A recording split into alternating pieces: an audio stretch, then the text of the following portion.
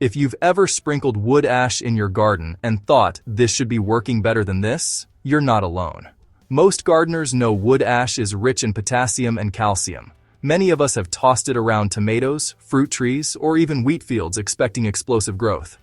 Sometimes we see results, other times, nothing special, and occasionally we damage our soil without realizing it. But here's the twist most gardeners miss. Raw wood ash is powerful, sometimes too powerful. When you ferment it first, you transform it from a blunt tool into a biologically active, plant-boosting tonic. Today, on the Soil Science Garden, I'm walking you through the fermented wood ash trick that can make plants grow like crazy, and more importantly, why it works from a soil science perspective. This isn't a myth, it's chemistry, biology, and microbiology working together in your favor. Let's dig in. Before we talk fermentation, we need to understand what wood ash actually is. When clean, untreated wood burns completely, what's left behind is a concentrated mineral residue. It contains high levels of potassium, often 5 to 7%, calcium carbonate, magnesium, phosphorus in smaller amounts, and dozens of trace elements. That potassium is what makes gardeners excited. Potassium regulates water movement in plants, strengthens cell walls, improves fruit quality, and enhances disease resistance. If you've ever struggled with weak stems, poor flowering, or low fruit yield, potassium might be part of the problem. But here's the catch. Wood ash is highly alkaline. It can have a pH between 9 and 13. That's not just slightly alkaline. That's aggressively alkaline. When you dump raw ash into soil, especially in concentrated spots, it can spike the pH so fast that beneficial microbes suffer and nutrient availability becomes unbalanced. I've seen gardeners unintentionally lock up iron, manganese, and phosphorus because they over-applied ash. The plants didn't grow crazy. They turned yellow. So the question becomes, how do we unlock the nutrients in ash without shocking the soil? That's where fermentation changes everything. Fermentation is not just about bubbles and smell.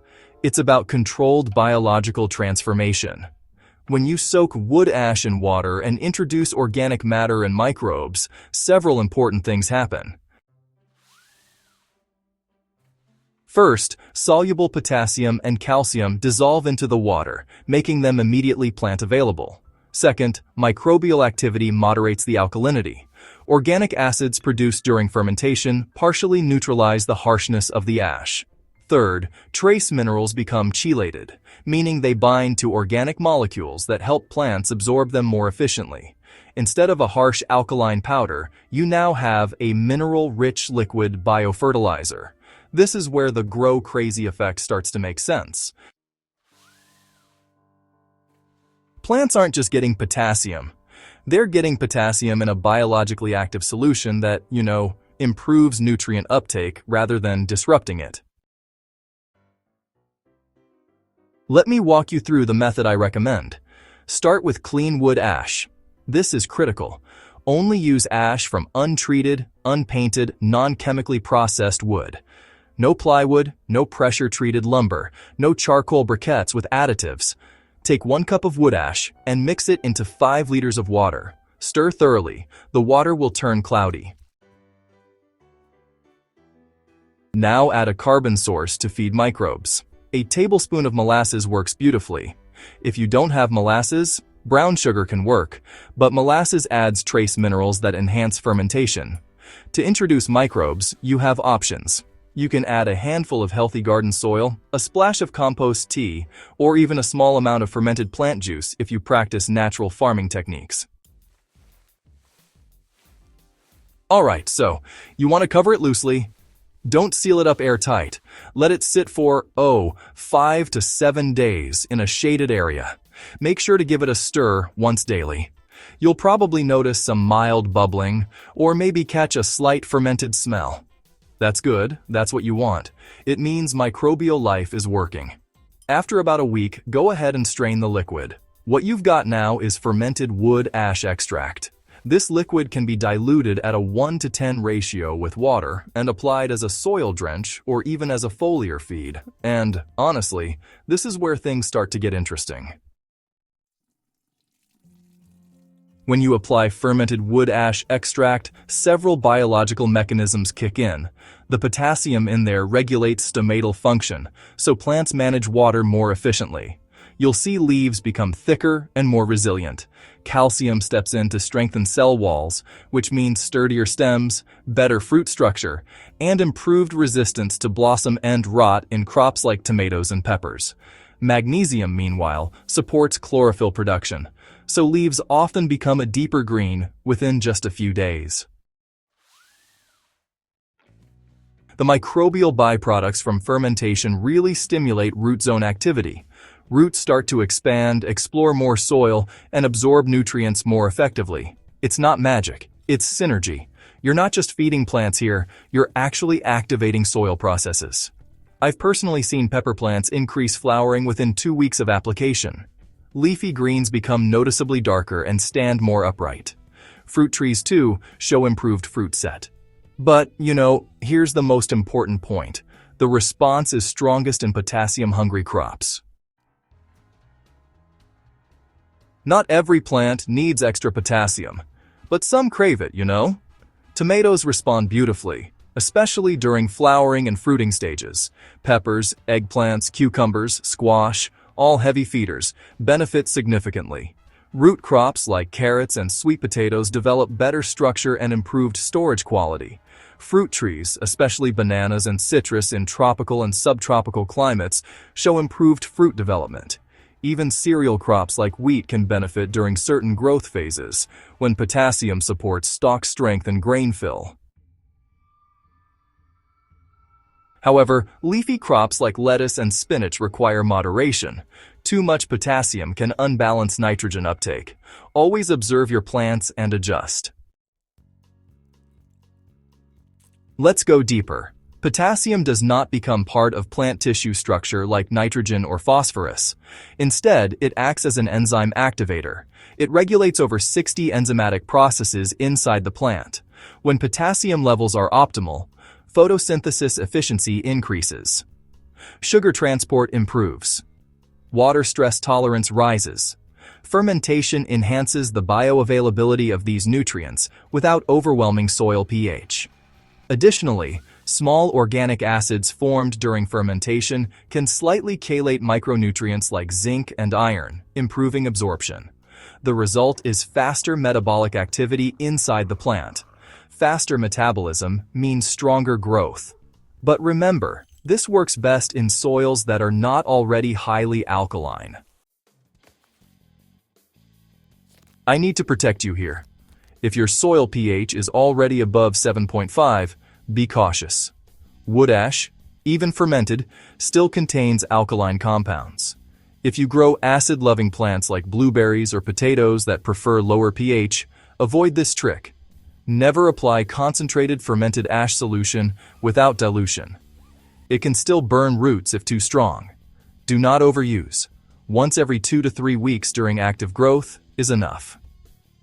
The key to making plants grow crazy is not dumping more nutrients.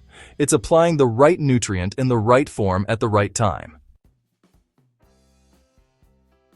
Timing matters. Apply during early flowering to boost fruit set. Apply during fruit swelling to improve size and quality. Apply after heavy rainfall to replenish leached potassium. Avoid applying during extreme midday heat. Early morning or late afternoon works best. For foliar spray, strain thoroughly and spray on the underside of leaves for better absorption. If using as a soil drench, water lightly beforehand so roots are active and receptive. Can this replace commercial fertilizer? Short answer: not entirely. Long answer: it can significantly reduce your dependency on potassium-based fertilizers. Fermented wood ash does not provide nitrogen. It's not a complete fertilizer, but as part of an integrated soil fertility strategy, compost, mulching, crop rotation, it becomes incredibly powerful. Think of it as a mineral booster, not a standalone solution. And because it uses waste material from your kitchen or fireplace, it's sustainable and cost-effective. I'll speak directly to you here. When I first experimented with fermented wood ash, I was, well, skeptical. I had used raw ash before, and honestly, the results were kind of mixed. But the first season I applied the fermented extract to my tomato beds, I noticed thicker stems and more consistent fruit set. The difference wasn't overnight explosive growth. No, it was healthier growth. More stable growth. Plants that looked vigorous rather than stressed. And, over time, I realized the biggest change wasn't just above ground. It was below ground. Soil texture improved. Earthworm activity increased. Microbial life seemed more active. That's when I understood something important. We don't just feed plants, we manage ecosystems.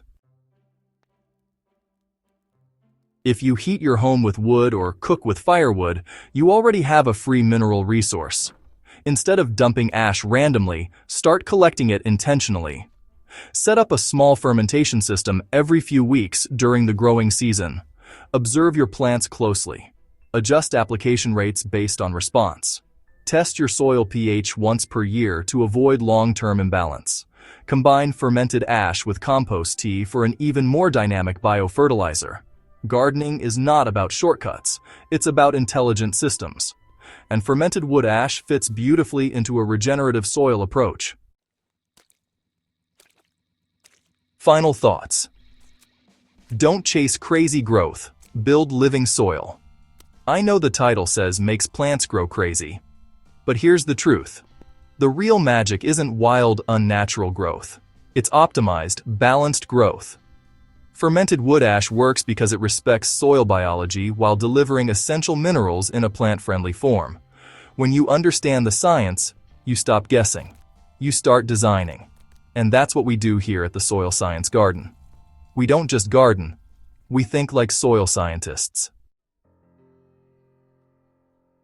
If this helped you see wood ash in a completely new way, I want you to take action. Try the method, observe your results, experiment responsibly, and if you found value in this deep dive, make sure you subscribe to the Soil Science Garden and share this with a fellow gardener who needs to see it. Let's keep building smarter soil together.